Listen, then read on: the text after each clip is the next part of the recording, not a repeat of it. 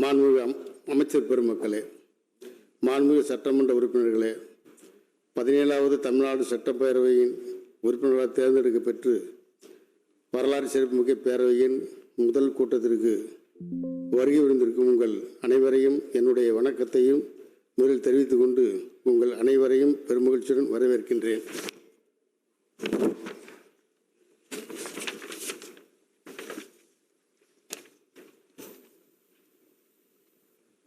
அஞ்சாமை, ஈகை, அறிவு, ஊக்கம் இந்த நான்கும் எஞ்சாமை வேந்தற்கு இயல்பு என்ற வான்புகழ் வள்ளுவன் வாய்மொழிக்கு ஏற்றபடி துணிவு, கொடைத்தன்மை, அறிவு, முயற்சி இந்த நான்கும் தலைவருக்கே உரிய இயல்பு. இந்த இயல்பினை தனக்குள் கொண்ட தலைவனாய், இளைஞரின் எழுச்சி நாயகனாய், இன்று நாடு முழுவதும் உச்சரிக்கும் மூன்றெழுத்து மந்திரமாய்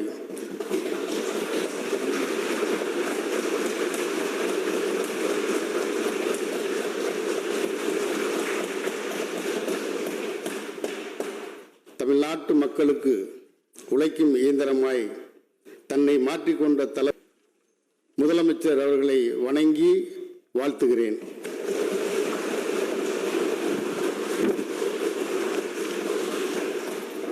பதினேழாவது தமிழ்நாடு சட்டமன்ற பேரவையின் தற்காலிக தலைவராக இந்த எளிய தொண்டனான மூவி கருப்பையா ஆகிய என்னை மதுரை மாவட்டம் சோழவந்தான் சட்டமன்ற தொகுதி சட்டமன்ற உறுப்பினராக பணியாற்ற வாய்ப்பளித்து பெருமை சேர்த்த மாண்புமிகு முதலமைச்சர் அவர்களுக்கு என்னை தேர்ந்தெடுத்த சோழவந்தான் சட்டமன்ற தொகுதி மக்களுக்கும் என்னுடைய நெஞ்சார்ந்த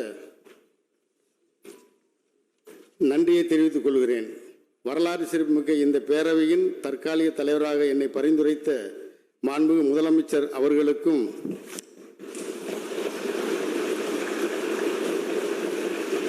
நியமித்த மாண்பு ஆளுநர் அவர்களுக்கும் எனது நெஞ்சார்ந்த நன்றியினை உரித்தாக்குகிறேன்.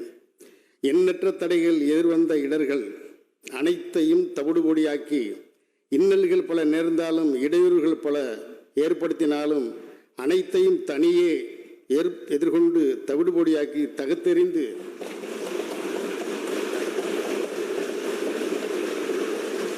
விழுந்த கற்களை வெற்றி படிக்கட்டாக்கி தமிழகத்தின் அரிமாவாக அமர்ந்துள்ள மாண்பு முதலமைச்சர் அவர்கள்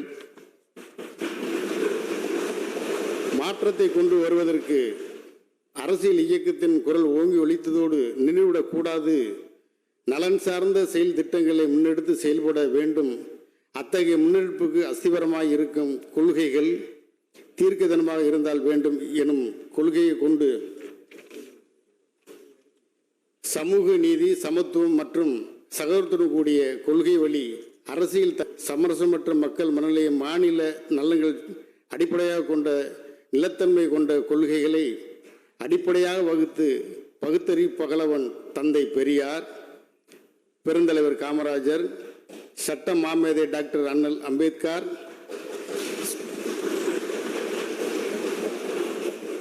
சுதந்திர போராட்ட வீரர் வீரமங்கை ராணி வேலு நாச்சியார்,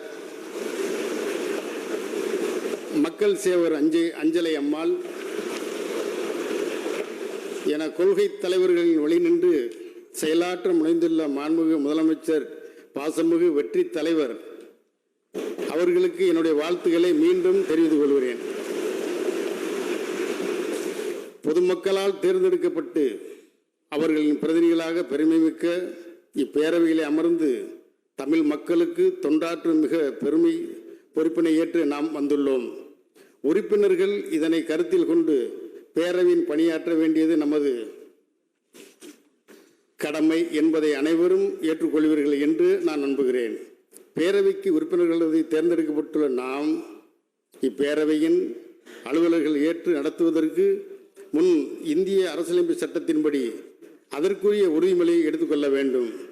முதலில் மாண்புமிகு முதலமைச்சர் மற்றும் அமைச்சர்களையும் பிற சட்டமன்ற செயலாளத்திற்கு தகவல் தெரிவிக்கப்பட்டுள்ளதன் அடிப்படையில் மாண்புமிகு சட்டமன்ற கட்சி தலைவர்களையும் முன்னாள் முதலமைச்சர்கள், முன்னாள் அமைச்சர்கள் மற்றும் முன்னாள் அரசு தலைமை கொறடா ஆகியோருக்கு பிறகு அகர வரிசைப்படி உறுப்பினர்கள் பெருமக்களை பிராமணம் அல்லது உறுதிமொழி எடுத்துக்கொள்ள சட்டமன்ற பேரவை முதன்மை செயலாளர் அவர்கள் அழைப்பார்கள். அவ்வாறு அழைக்கப்பட்டவுடன் ஒவ்வொருவராக வந்து சட்டமன்ற பேரவை உறுப்பினர்கள் தேர்ந்தெடுக்கப்படுவதற்கான தேர்தல் சான்றிதழ்களை சட்டமன்ற பேரவை முதன்மை செயலாளரிடம் கொடுக்க வேண்டும். உறுதிமொழி எடுத்துக்கொள்வதற்கான வாசகங்கள் அடங்கிய படிவம் உறுப்பினர்களுக்கு அளிக்கப்படும்.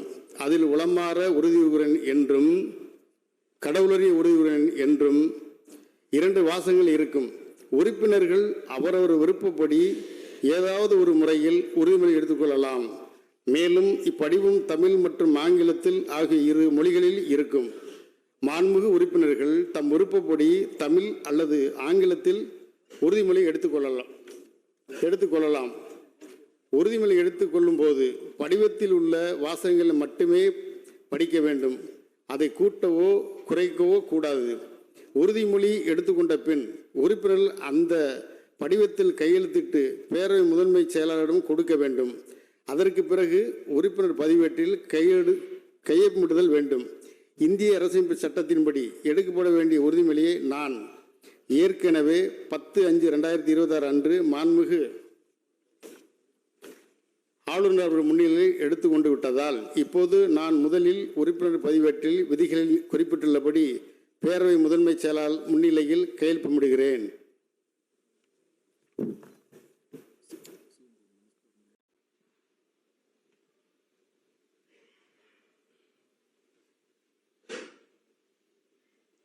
சட்டமன்ற பேரவையின் உறுப்பினராக தேர்ந்தெடுக்கப்பட்ட சி. ஜோசப் விஜய் எனும் நான் சட்ட முறைப்படி நிறுவப்பெற்றுள்ள இந்திய அரசமைப்பு சட்டத்தில் உண்மையான நம்பிக்கையும் பற்றுறுதியும் கொண்டிருப்பேன் என்றும் இந்திய நாட்டின் இறையாண்மையையும் ஒருமைப்பாட்டையும் நிலைநிறுத்துவேன் என்றும் நான் மேற்கொள்ள இருக்கும் கடமையை நேர்மையுடன் நிறைவேற்றுவேன் என்றும் உளமாற உறுதி கூறுகிறேன்.